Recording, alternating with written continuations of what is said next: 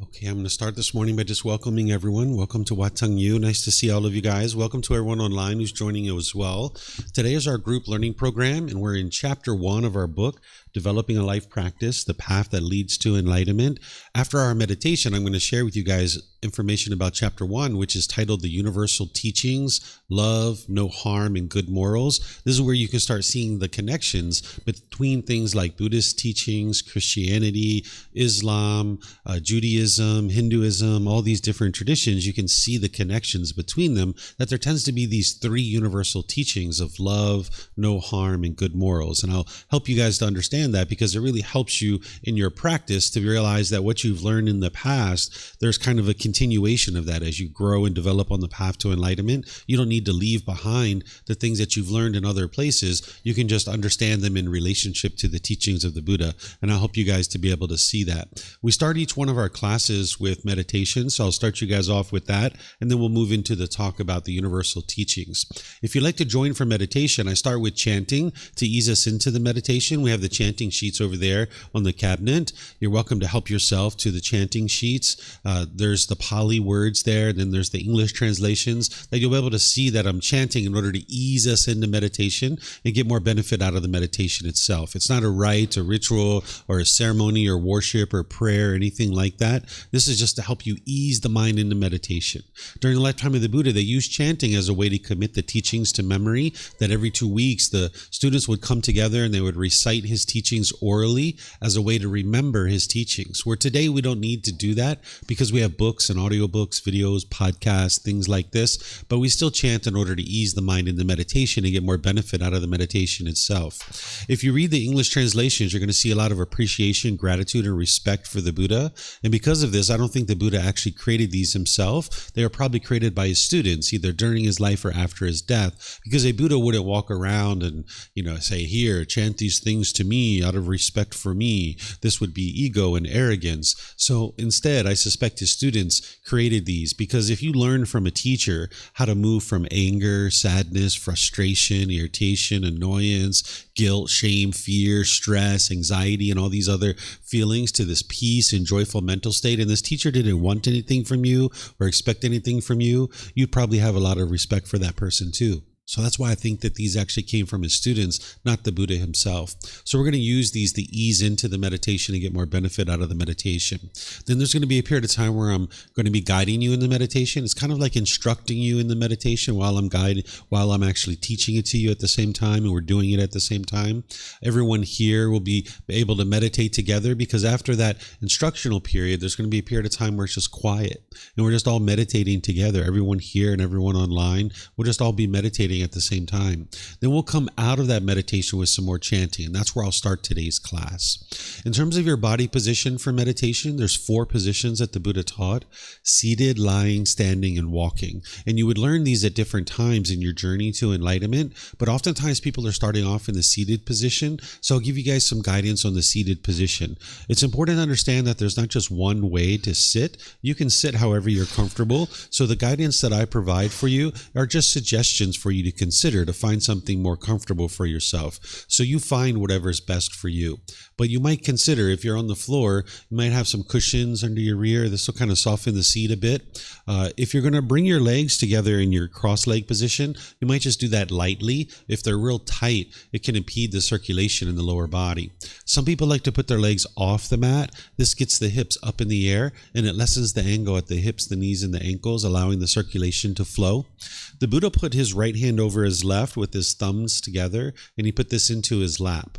If this is comfortable for you, you could use it, but there's other options as well. Some people like to put their palms on their thighs or their knees. Some people put their palms up. Some people rest their hands comfortably in their lap.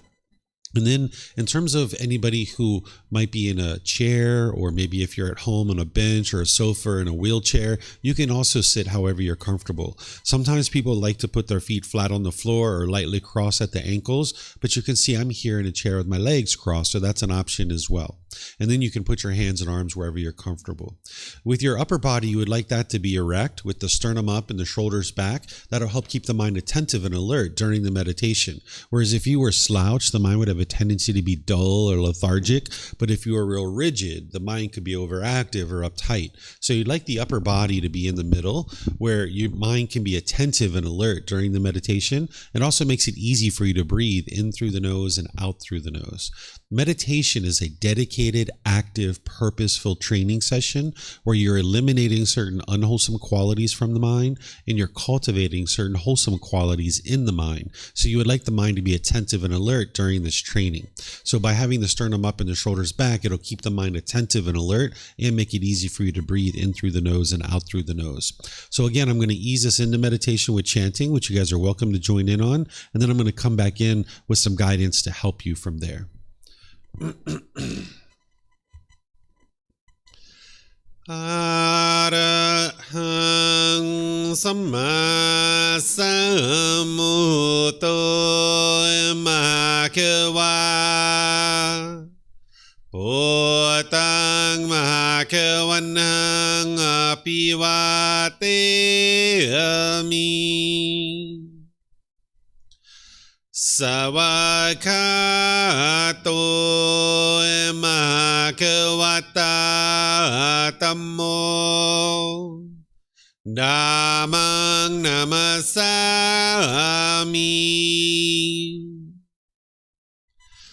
Supatipano Mahakavato Savaka Sangho Sanghang Namami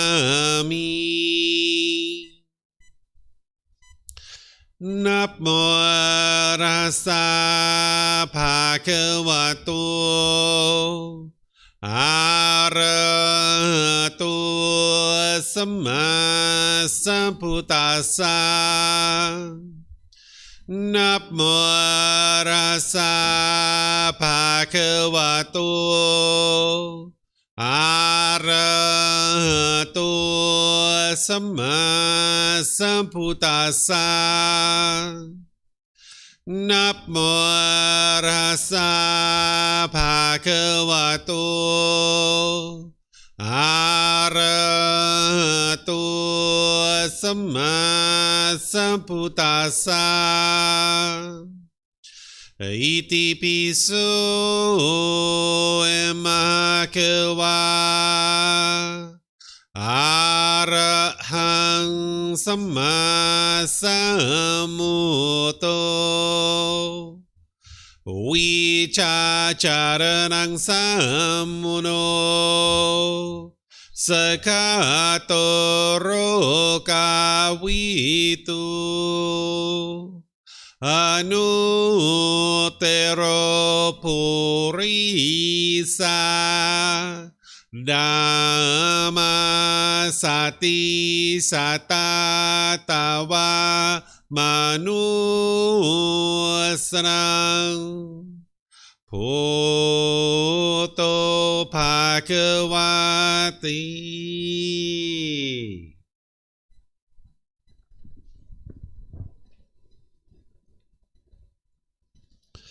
Okay, with the lower body and hands and arms comfortable, and the upper body erect, just close the eyes and start breathing in through the nose and out through the nose. Here you're just looking to establish the breath, a nice, natural, steady, consistent breath.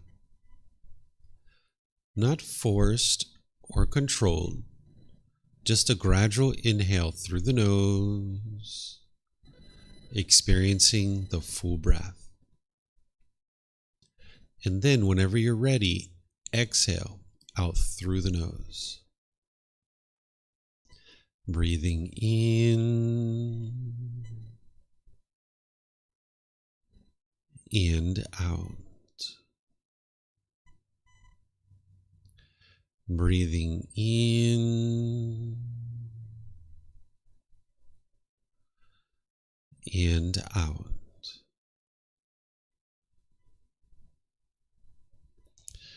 Your breath may not match up with the guidance that I'm providing, and that's okay. This is your practice. I'm just here for guidance. You can use this voice as a reminder that whenever you get to the next inhale, breathing gradually through the nose, developing a nice, natural, steady, consistent breath. And then whenever you're ready, exhale out through the nose, experiencing the full breath. Breathing in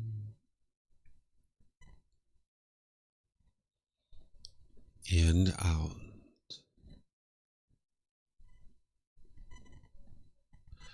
Breathing in and out.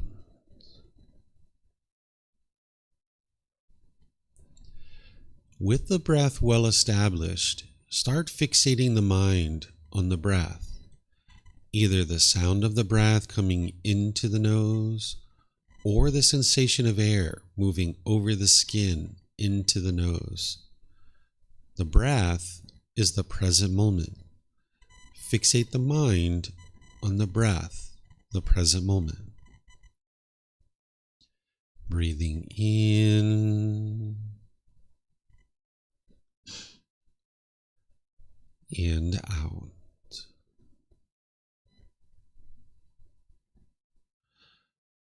Breathing in and out. With the mind fixated on the breath, whenever you notice that it moves off the breath, cut that off, let it go, and come back to the breath, the present moment. No need to observe the thought, label it, judge it, analyze it, or even try to figure out where it's coming from. Whenever you notice that the mind is moved off the breath, cut that off, let it go, and come back to the breath, the present moment.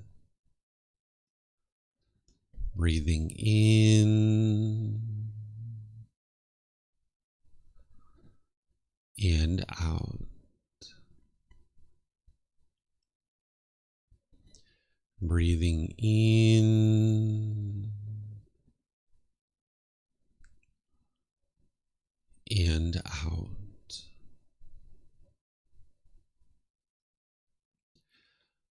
I'm going to be quiet now and let you do this work of focusing on the breath, cutting off and letting go anytime the mind moves off the breath. You have nowhere to go. There's nothing to do. No one needs you right now. This is your time to focus on the breath. Breathing in and out.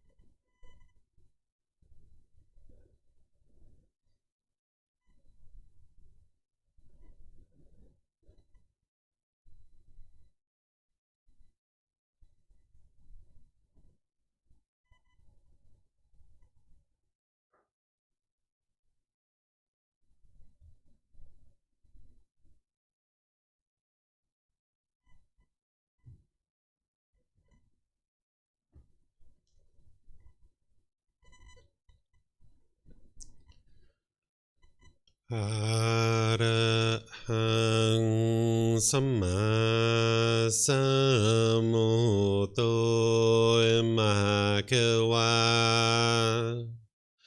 โหตังมหาเขวันหังอภิวาเทมิ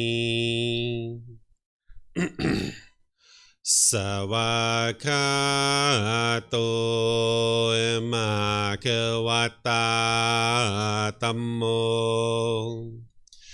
ธัมมังนามัสสามิสุปฏิปันโนมหาเขวัตโตสาวกสังโฆสังฆังนามามินับโมอะระหะสะภะคะวะโตอะระหะโตสัมมาสัมพุทธัสสะนับโมอะระหะสะภะคะวะโตอะระหะโตสัมมาสัมพุทธัสสะนับโมอะระหะสะภะคะวะโตอะระหะโตสัมมาสัมพุทธัสสะอิติปิโสมหาเขวาอะระหังสัมมาสัมพุทโธวิจาจารณังสัมมุโนสกขาโตโรกาวิตุอนุเตโรปุริสาดัมมาสติสัตตาตาวามนุสนังพุทโธภาควาติ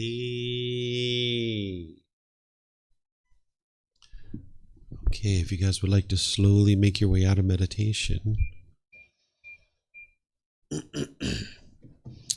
Once again, welcome to all of you guys. Nice to see everyone here at the temple. Welcome to all of you. Welcome to everyone online who's joining as well.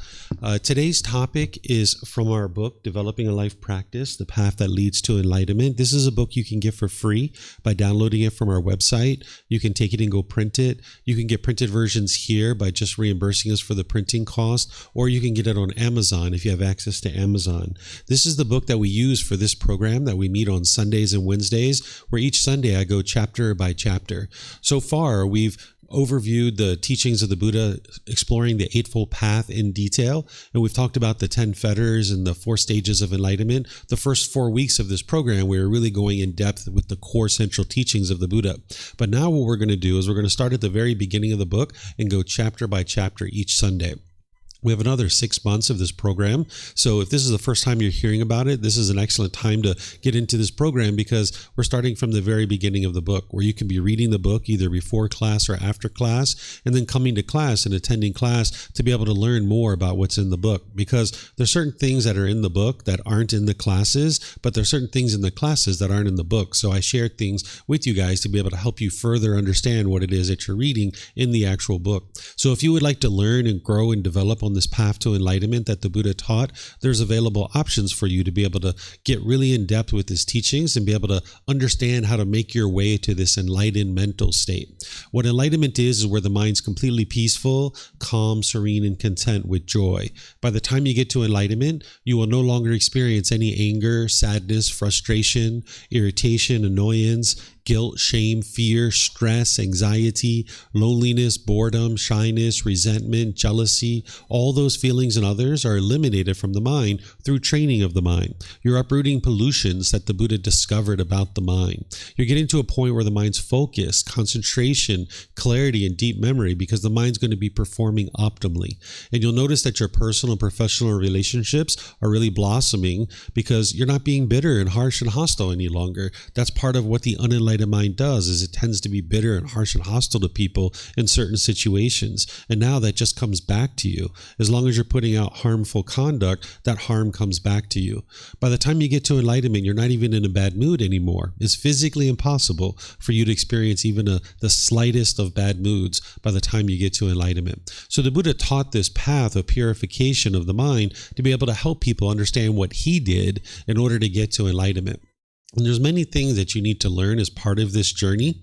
But one of the things that I did when I was writing these books and understanding that I was going to be teaching large groups of people from different cultures and different backgrounds is that I understood that people are going to be coming from different places, that some people maybe have explored Christianity when they were growing up as a child, or maybe they were involved in Hinduism, or maybe they had exposure to Muslim teachings or Judaism or any of these other things that are out there. There's countless different traditions that are out there that people have studied at different times. And oftentimes people have studied those things before they ever start studying the teachings of the Buddha. And for one reason or another, the things weren't quite working out for them with these other things, and they're looking for something new, like the teachings of the Buddha. And I know with 100% certainty that the teachings of the Buddha actually work. They will actually lead you exactly where he said, to this enlightened mental state, where the mind's completely peaceful and joyful. It's a permanent mental state that you will be experiencing for the rest of this life, that you will never again experience any discontent feelings. But oftentimes when people are walking from one thing that they've grown up with, particularly if they've learned it in their family, into something new, like the teachings of the Buddha, sometimes people can feel a little bit shameful or a little bit guilty about that. They feel like maybe they're turning their back on these other teachings, or maybe they're turning their back on their family. And it shouldn't be seen that way, because that's not the actual case. There's certain universal teachings that are universal to all of these different traditions that you're going to see kind of like creates a bridge for you, that if you've been exposed to, or you've even been deeply involved in any of those things like Christianity, Muslim teachings, Hinduism, Judaism, or any of these other things, you can kind of see this bridge, this commonality, this umbrella that kind of encompasses all these things. And it also encompasses the teachings of the Buddha as well, that there's these universal teachings of loving all beings, doing no harm, and being a good moral person. Now, the way that each of these traditions explain that is a bit different. The Buddha's teachings are unique in the way that he explains it. Oftentimes, these other teachings, it's always based in belief, that you're believing a bunch of things and then you're hoping something good happens when you die. That's not the way that the teachings of the Buddha are. The way that the teachings of the Buddha are is you're learning, examining, and investigating his teachings now. You're independently verifying those teachings to reflect on whether they're true or false. And then you're practicing his teachings, training your mind and uprooting the pollutions of your mind so that you can get to an ideal life now. You can get to a wonderful life now. And it's these three universal teachings that are going to help you to do that. And you'll be able to see this bridge, that rather than thinking that maybe you're turning your back on anything that you've learned in the past, that instead you can see they're like stepping stones leading you to a person where they can develop their mind to get to this enlightened mental state. You're going to see commonalities between the teachings of the Buddha and all these other traditions. In fact, the more that you learn about the path to enlightenment, you will probably understand those things that people were exposing you to as a child even more and more and more. So it's helpful to learn these universal teachings because they actually help you in your journey along the path. That the reason why anybody would be interested in learning and understanding about these universal teachings is that it helps you to observe that many traditions of teachings are essentially founded in the same three things, and that there can be this bridge that you can walk across. That when you're learning and practicing these teachings of the Buddha, it's a continuation of what you've done in the past. It's not that you're turning your back on anything or you're looking down on other things. It's not like we're right and everybody else is wrong. Sometimes people fight. The Christians might might be fighting with the Muslims, and the Muslims might be fighting with the Hindus, and the Hindus might be fighting with the Buddhists, or, you never know. These kinds of things can happen where everybody's claiming that what they know is right and what everybody else is doing is wrong. And what I'm going to share with you is that they all have commonalities. There's all things about these different traditions and teachings that are all helping an individual to be able to move their way to a better and better life, to an improved way of life. And the more you understand what the path to enlightenment is, you'll be able to see these commonalities between all these different teachings. So like I was mentioning, the universal teachings provide a bridge for practitioners to incorporate the teachings of the Buddha into whatever existing understanding they have about the world. But there's certainly things about the world that an unenlightened being is not understanding. That's the whole reason why the mind is unenlightened. If you experience anger, sadness, frustration, or any of these other discontent feelings, there's a certain lack of wisdom that's in the mind. And you just need to acknowledge that. Rather than being guilty or shameful or anything like that, just acknowledge that you don't know everything about the world. Otherwise, you wouldn't be experiencing the anger and the sadness and the frustration. That's the mind struggling because it's living in a world that it doesn't understand, and it has a lack of wisdom. So while there certainly has been things that you've learned in the past that have been beneficial for you, if your mind isn't fully awake, then you're still experiencing anger and annoyance and frustration and stress and anxiety. And that's an indication to you that your mind hasn't fully cultivated the wisdom that you need to exist in this world harmoniously with all beings. This is why you might be experiencing broken relationship after broken relationship, or certain difficulties and struggles in your relationships, because the mind just lacks wisdom. And you don't need to feel guilty or shameful about that, because every being that was ever born, even the Buddha himself, Jesus Christ, Prophet Muhammad, all these people, they had a lack of wisdom when they were first born into this world. None of us are born perfect and pure in this world. We all have certain lack of wisdom, and we need to grow and develop in life. And that's what life's all about, is continuing to grow and develop. And all these traditions can contribute something to our life to be able to understand certain aspects of life.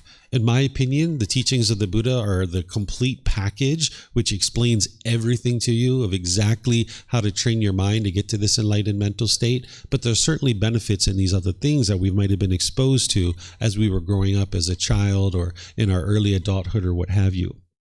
So when all else fails, when you're trying to practice the teachings of the Buddha and you're trying to make your way to enlightenment, if you can remember these three universal teachings, it'll ensure that you're not causing any harm. If you can remember the three universal teachings, and what those are universal love for all beings, to do no harm, and be a good moral person. This is what essentially all these different traditions are teaching you, is to love universally, love unconditionally, where you have unconditional love for all beings, that you're not judging other people to determine whether they deserve your love or not, but you just have love for all beings. What love for all beings is having a genuine interest in seeing all beings be well. Right now, you might be misunderstanding love. If you have been falling in love and falling out of love with people, that's actually not love. That's craving, desire, attachment masquerading as love. Because what we misunderstand, one of the things we misunderstand in the unenlightened state is what is love and how to practice love. What we tend to do is we meet somebody, we're attracted to them physically, financially, maybe we're attracted to their social status or some other aspect of their life. We're attracted to them. And now we start spending time with this person and we get really interested in them. And, maybe you're having great conversations, maybe you're even having sex and things like this. And next thing you know, at some point, you or them might say, I love you, or I've fallen in love with you. And then you spend time together for a period of time, but then you get to a point where you say, I don't love you anymore. I've fallen out of love with you. Or maybe someone said this to you, that they don't love you anymore. They've fallen out of love with you. Well, if you understand what true love is, you actually can't fall in love and out of love with people. It's not possible. What we're doing with this word love in the unenlightened state with the lack of wisdom is we're actually having craving, desire, attachment. Essentially what it is we might call it conditional love, even though there's no such thing as conditional love. Essentially what we're saying is if you meet all my conditions and you do everything I want you to do, then I will say I love you and I will function like I love you. But when you stop doing things my way, I don't love you anymore. That's not love. That's conditional love, even though there's no such thing as love that is conditional. Essentially what we say is we say, hey, I love you, therefore I want you to be with me because you make me happy, right? I love you, therefore I want you to be with me because you make me happy, right? It's all about me with this unconditional or with this conditional love, even though there's no such thing. It's all about me and what I want. And then when I stop getting what I want, I don't love you anymore, right? Because you stop doing things my way, I don't love you anymore, right? This isn't love. This is expectations. This is, I want you to do things my way, and I can only say that I love you and act like I love you and function like I love you if you do things my way. And this is going to lead to broken relationship after broken relationship, because there's all these criteria that are in the mind that if you do it this way and do it this way and do it this way and do it this way and do it this way, then I will love you. But if you stop doing things that way, I don't love you anymore. What you would like to get to is universal love, or love for all beings, unconditional love, where you love beings as they are. Instead of I love you, therefore I want you to be with me because you make me happy, it's not what unconditional love is. What unconditional love is I love you, therefore I would like to see you be well. You're responsible for your own wellness, but I would like to see you be well. I don't want anything from you. I don't expect anything from you. I just love you as you are. You haven't earned my love, so therefore there isn't anything that you can do for me to fall out of love with you. I love you before I met you, right? I would like to see you be well, have a genuine interest in seeing you be well. And there's no conditions that are attached to that. It's just that I love you, meaning I would like to see you be well, right? If you love somebody as they are, you can disagree with what someone chooses to do and still love the person. If you could only love someone who does things your way, then there's only one person in the world that you can ever love. Do you know who the one person in the world is that does things your way?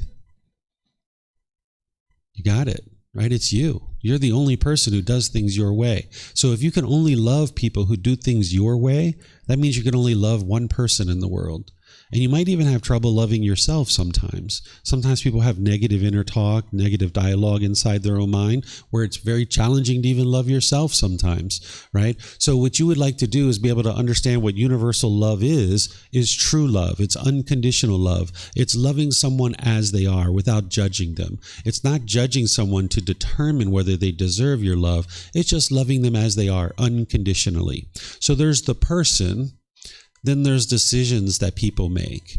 And you might disagree with the choices and decisions that someone makes, but you can still love the person, meaning that you can have a genuine interest in seeing them be well.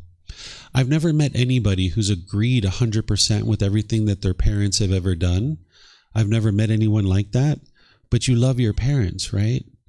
Even though you disagree with them, maybe constantly, maybe you're regularly disagreeing with your parents, right? But you still love them. You need to have unconditional love for all beings, not just your family, but other beings as well. Even just somebody you see walking down the street. That's what universal love is. The way the Buddha teaches universal love is through loving kindness and compassion. This is how the Buddha teaches it, right? That it's active goodwill towards all beings without judgment, a genuine interest in seeing all beings be well, and compassion, this concern for the misfortune of others. Whether you choose to do something about it or not is a whole nother question. But cultivating in your mind that you have a genuine interest for all beings and you're not interested in causing harm to other beings and you have concern for their misfortune is very helpful for your own mind. Now, other teachers teach this differently, right? Like if you studied Christianity, Jesus would say, love thy neighbor. Right? It's the same thing. Loving kindness and compassion. It's exactly the same thing, just different words. Love thy neighbor. Right? He teaches if someone slaps you on the face, on the cheek, turn the other cheek, let them slap you on the other cheek. Essentially what he's saying is don't get angry just because somebody's doing something that you disagree with. That's what he's teaching. Right? And I don't know Muslim teachings or Judaism or Hinduism very well to give you examples of that, but I'm sure that in those teachings, there's something related to loving all beings. If there's any tradition out there that's teaching to hate other people, that's not a tradition that's going to lead to any kind of peacefulness or joy in your day-to-day life. You would like to get to the point where you have nothing but love for all beings. You can actually get to the point on the path to enlightenment where if somebody killed your mother, you could still love them. You disagree with the choices and decisions that they made, but you can still love them as a person. Doesn't mean you're looking to go out to dinner with them and have them come sleep at your house and entertain them or anything of that nature. It just means that you have a genuine interest in seeing this person be well, that you disagree with the choice and decision that they made, but you can still love the person, meaning that you would like to see them be well. Hey, they need to go to jail. Maybe they need to have some rehabilitation. Maybe they need to learn that killing is unwise and that this is a very unwise thing that they've done. But you hating that person doesn't help you do anything whatsoever. It doesn't help you in this world whatsoever to maintain hatred towards that person. So that's why the Buddha and others are teaching you to have universal love for all beings, because hatred does nothing but harm your own mind. Sometimes people will hate someone, right? Because there's certain expectations you have in your mind of wanting this person to be a certain way. And if they meet your expectations, you will like them, or maybe you will say that you love them. But then when they don't meet your expectations anymore, you will hate them or you will dislike them. That's actually coming from your own mind. It's not coming from the other person. Sometimes people think that when you dislike someone, that it's the other person causing you to dislike them. But in reality, it's your mind craving permanence, wanting everybody to be a certain way. And if people meet your expectations, you like them. And if they don't meet your expectations, you dislike them.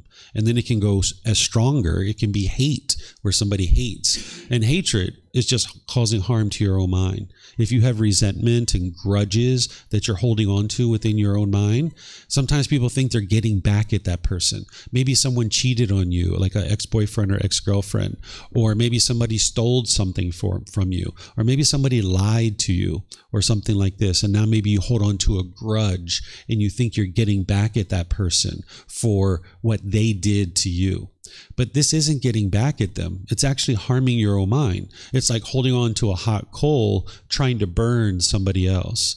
And the only person who's getting burned is yourself. So that's why the Buddha and others taught this universal love for all beings, because it frees your mind of the burden of having to carry around the heaviness of this resentment and these grudges. And your mind can be free, where you understand that everybody in the world is making different decisions. We're never going to get to a time where every single person makes exactly the same decisions. So if you can only love people who make decisions the same way as you can't love universally. You can't love unconditionally. So to free your mind of the anger and the hatred and the dislike towards others, you can practice universal love of all beings, where you understand that everybody's different, everybody's unique. And that's one of the things that makes this world so wonderful, is that we are all different. Right? We have different opinions, different views, and that's a wonderful thing about the world. And when we practice universal love for all beings, it frees our mind of the burden of having to carry around anger and hatred and ill will and grudges and resentment. So that's why the Buddha taught it, and that's why many other people have taught it throughout history, is to have this love for all beings. But you need to understand what love is. It's not this conditional love. It's not that if you meet my conditions, then I will love you. And when you stop meeting my conditions, I no longer love you. If you love unconditionally, you love someone as they are, understanding that they're an imperfect being perhaps, but you love them as they are. You're not loving them because of something. You're loving them because your mind has cultivated a genuine interest in seeing all beings be well. And you can love people unconditionally, meaning before you even met someone, you can love them, meaning you have a genuine interest in seeing them be well. They're responsible for their own wellness, but you can maintain within your mind an interest in seeing them be well. And this will free your mind of anger, hatred, and ill will. Then there's doing no harm. The Buddha taught this, as well as other teachers have taught to do no harm, because whenever you cause harm, harm is going to come back to you. The Buddha explains this as part of the natural laws, the natural law of karma, of cause and effect, or action and result, that whenever you put out harm, harm comes back to you. So the Buddha taught that it's unwise to harm and cause harm. You can cause harm to someone's material possessions. You can cause harm to their physical body. You can cause harm to people's reputation. And whenever you cause cause harm, people are going to want to cause harm to you. That's the way the unenlightened mind works.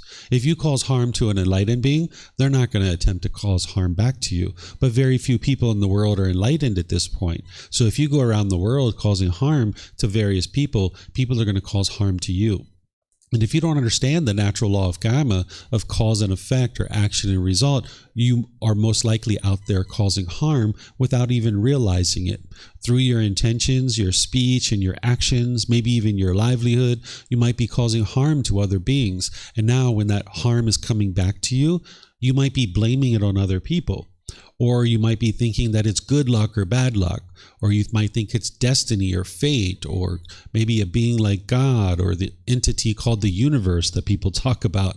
You might think that it's other people who are causing you this unfortunate situation. But there's certain decisions that you're making that are leading to that harm. And you would like to get to the point where you understand this natural law of karma so well that you're making informed decisions that are wise, that are producing wholesome results or wholesome karma. Because as long as you're unwise about the natural law of karma, you'll be inadvertently making decisions that are leading to certain harms. And now as you're causing harm to others, harm will come back to you. So the Buddha taught that it would be unwise to cause any harm to other beings. But you need to understand what is causing harm. And that's the Eightfold Path that I taught over the last several sessions here on Sunday, and I teach online as well. And I'm going to teach it this Tuesday too. We have a course coming up Monday through Friday from 9 a.m. to 3 p.m., which is going to be starting tomorrow. You guys are welcome to join if you like. If you're here at 9 a.m. tomorrow morning, I'm going to be teaching over the next 5 days the Foundation and the Path to Enlightenment course, where students can learn a really solid foundation in the teachings of the Buddha. And one of the foundational things that the Buddha teaches, as well as other teachers, is to not cause harm. Because whenever you put out harm, harm will come back to you. But if you don't understand what is causing harm and what isn't causing harm, then you're going to be inadvertently, oftentimes causing harm without even realizing it. So the Eightfold Path is a very core and central teaching of the Buddha that teaches you how to not cause harm.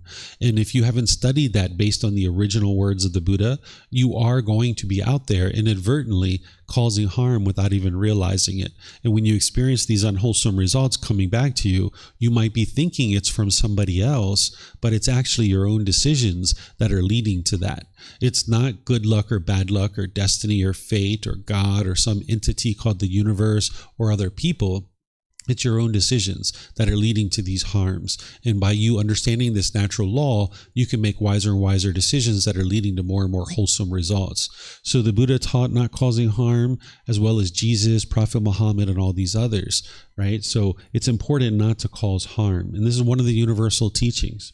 Then lastly, there's being a good moral person. The Buddha taught wholesome moral conduct, as well as Jesus and Prophet Muhammad and all these others. They're teaching a certain amount of moral conduct. Now, again, they're describing it in different ways. They're organizing it in different ways. What the Buddha is teaching you is how our moral conduct is based in the unenlightened state in things called craving, anger, and ignorance. This is called the three poisons or the three unwholesome roots. Whenever you're making decisions through the three unwholesome roots, it's going to produce unwholesome results for you. So these unwholesome roots are craving, anger, and ignorance. What craving is where the mind is longing, yearning, having selfish desires, thinking the next new shiny object waiting around the corner is going to provide some lasting satisfaction. So the mind chases and chases and chases, and it wants things to be self-satisfying. And whenever you're making decisions through your own selfish desires, it's going to lead to unwholesome results. And then if you get your cravings, desires, attachments fulfilled, you will be happy about that. You will get pleasant feelings. You will get excited because you're getting what you want. But when you don't get your cravings, desires, attachments fulfilled, your mind's going to move to anger, which is the bitterness, the harshness, the hostility. And the mind oftentimes becomes very unskillful during this period of time, where you'll push people away or push a situation away. This is called aversion. Or you might be bitter, harsh, and hostile through your intentions, your speech, and your actions, where you're not getting what you want. So now you might kind of growl and roar at the people around you with your harshness and bitterness in the way that you speak. Or you might put your expectations on people and try to control people and force them to do things your way. So when that anger is arising in the mind, The mind firmly believes that it's coming from somebody else, when in reality it's coming from your own craving, desire, attachment. You're longing, you're yearning, wanting things to be a certain way.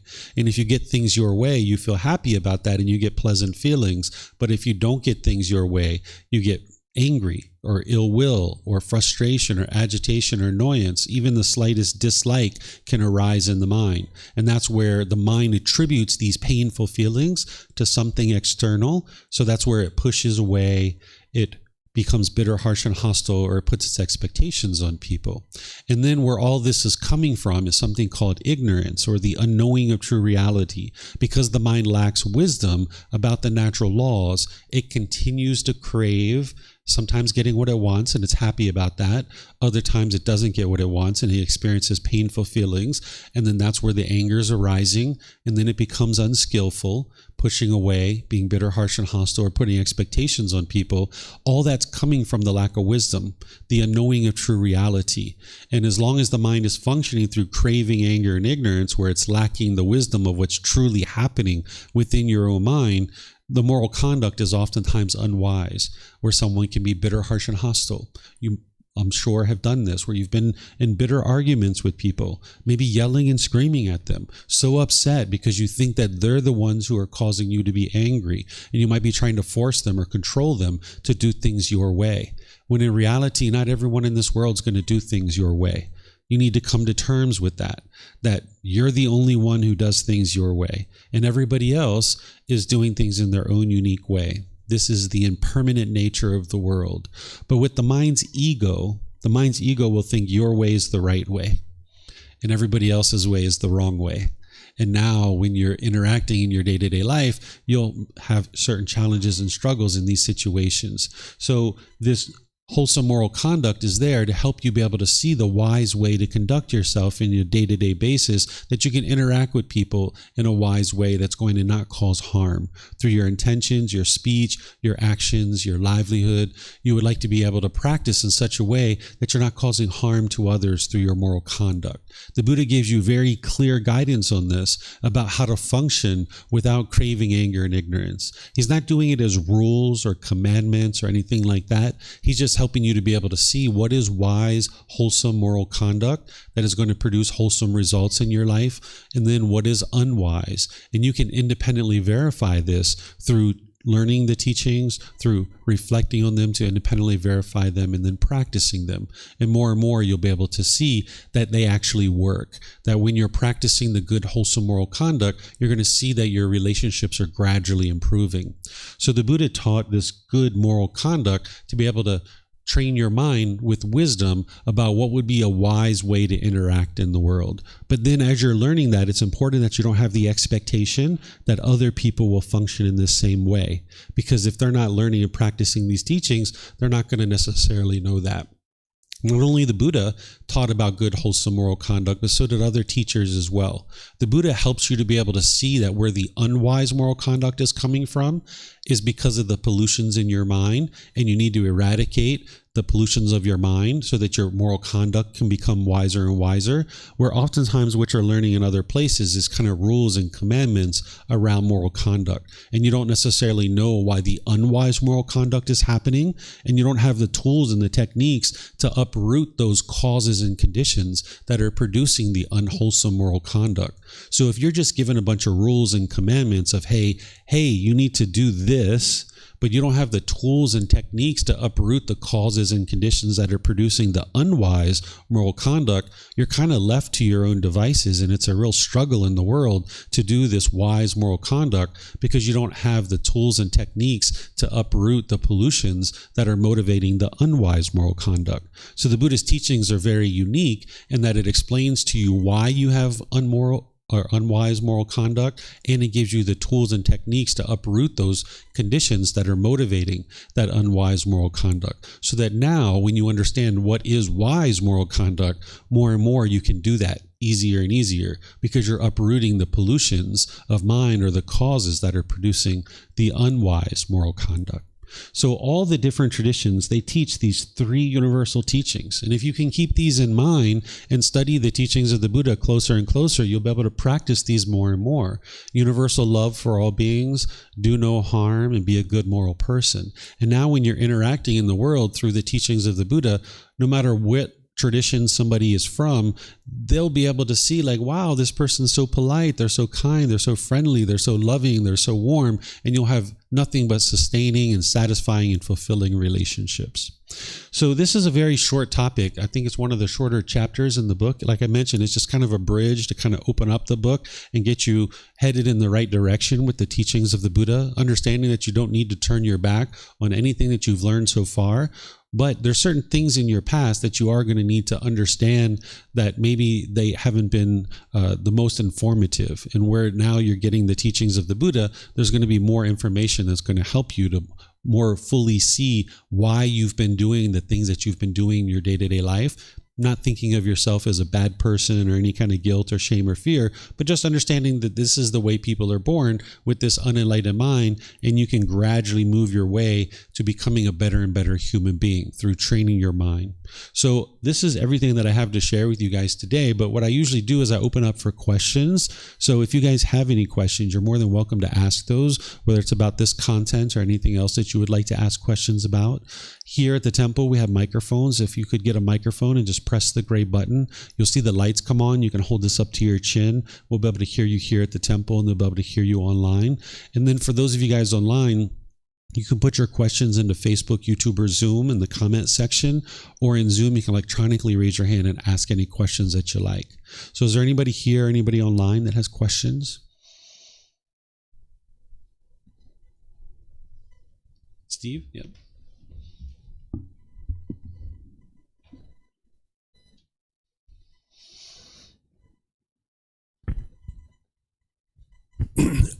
Thank you, David. So it's interesting there you reference some of the aspects of the Eightfold Path, right intention, right speech, right action, and right livelihood. But then by implication, there's aspects of the Eightfold Path that are above and beyond the universal teachings. And it seems a lot of them is what you were talking about at the end, is about that's what to do, but the how to do it. You know, I'm thinking in particular of right effort, right concentration, right mindfulness. I mean, without disparaging other traditions, is that one of the unique aspects of Buddha's teaching, is teaching you not just what you should be doing, but how to achieve that? Yes, I really think that's what helps the Buddha's teaching stand apart from what we see in other places. And like you said, not disparaging anything else, because obviously these teachers have contributed something to the world.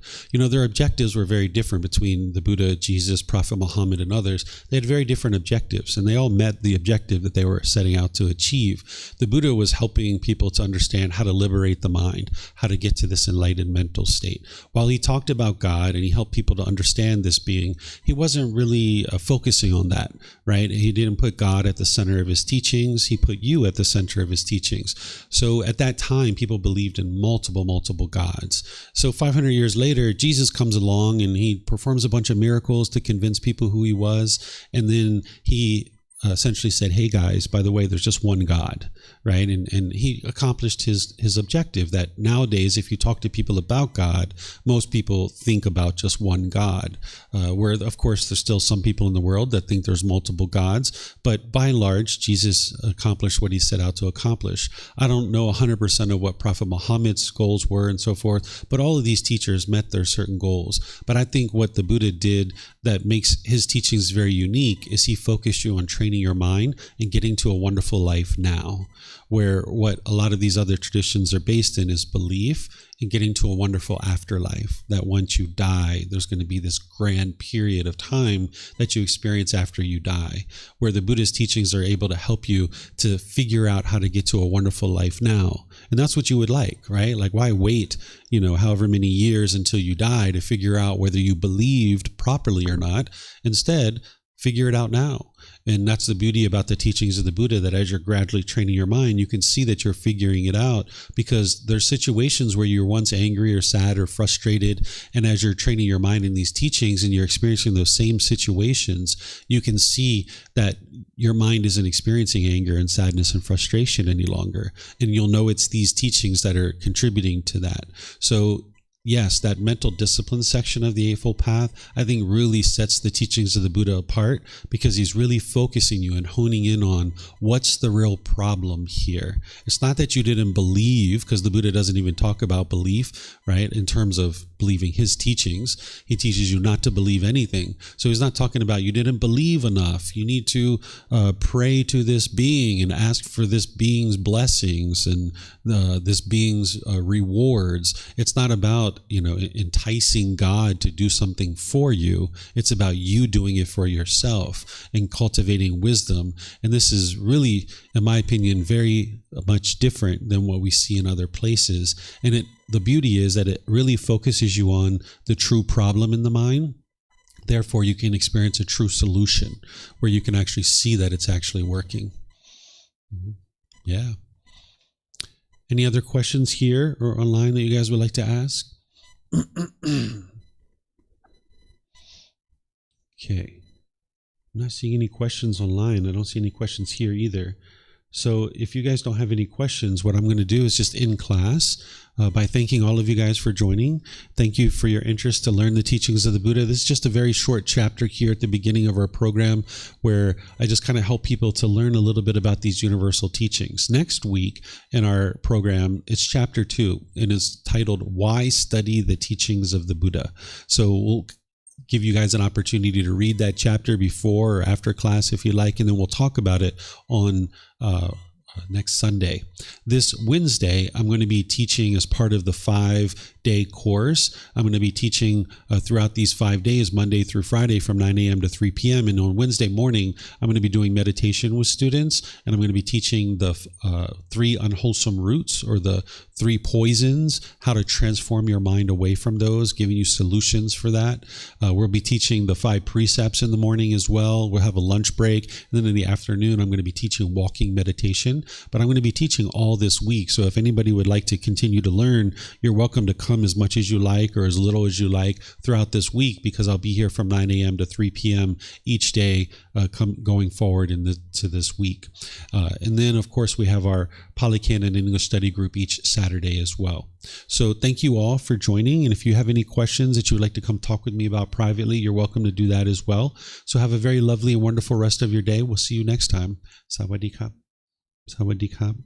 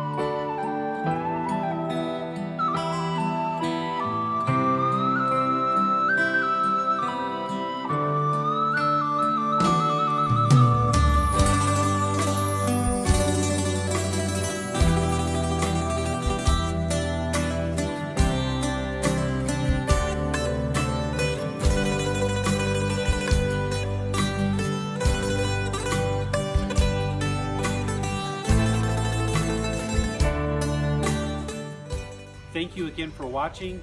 Enjoy your meditation. Look forward to seeing you online and answering any questions that you might have. Thank you so much.